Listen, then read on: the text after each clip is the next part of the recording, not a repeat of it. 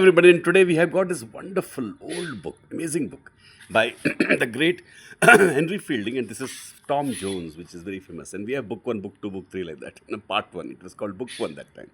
Very thick book.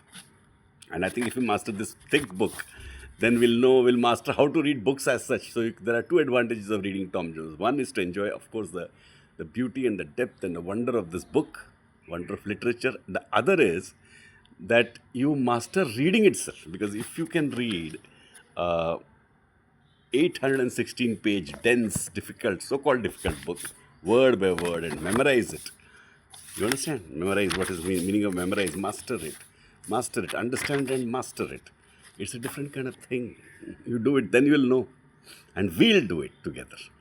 So this is actually not spoon feeding but guided self learning. Just listen. When somebody is saying something, listen. Yeah. Book one, containing as much. Book one, containing as much of the birth of the foundling. Now you know the meaning of foundling. Foundling means newly birth. Containing as much of the birth of the foundling. Clear. As is necessary or proper. What is necessary and what is proper to acquaint the reader, you know, with with with with in the beginning of this history, to acquaint the reader in the beginning of this history, containing as much of the birth of the foundling as is necessary or proper to acquaint the reader. Acquaint means tell the reader, acquaint the with reader with in the beginning of this history. So in the beginning itself, let's acquaint the reader with the birth of the foundling as much as necessary or proper. See, we got it in the head. Read every word, every line, two, three, four times. Suck out the full meaning, not what you are bringing in there, but what the author is saying. First chapter in book one. The first chapter starts now. The introduction to the work, or bill of fare to the feast. Bill of fare, FARE, money to the feast. Introduction to the work and bill of fare to the feast. An author ought to consider himself.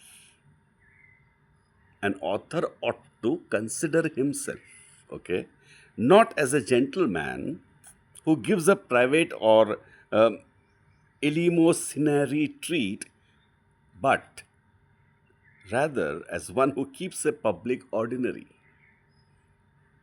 at which all persons are welcome for their money.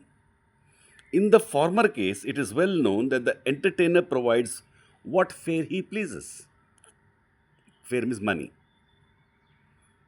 And though this should be very indifferent and utterly disagreeable to the taste of his company, they must not find any fault. Nay, on the contrary, good breeding forces them outwardly to approve and to commend, say wonderful, commend whatever is set before them. He's saying the audience should not criticize, they should just say yes. Now, the opposite of this happens to the master of an ordinary. Men who pay for what they eat will insist on gratifying their palates. Palates means your taste buds. So if you're paying, you want the good taste. However nice and whimsical these may prove, however nice and whimsical these may prove. Whimsical means crazy. And if everything is not agreeable, to their taste, will challenge a right to censure, to criticize, censure, to abuse, and to don their dinner without control. To deny their dinner, actually it's deny, I think. Their dinner is a line there. Without control. To prevent, therefore, giving offense to their customers by any such disappointment, it has been usual with the honest and well-meaning host, to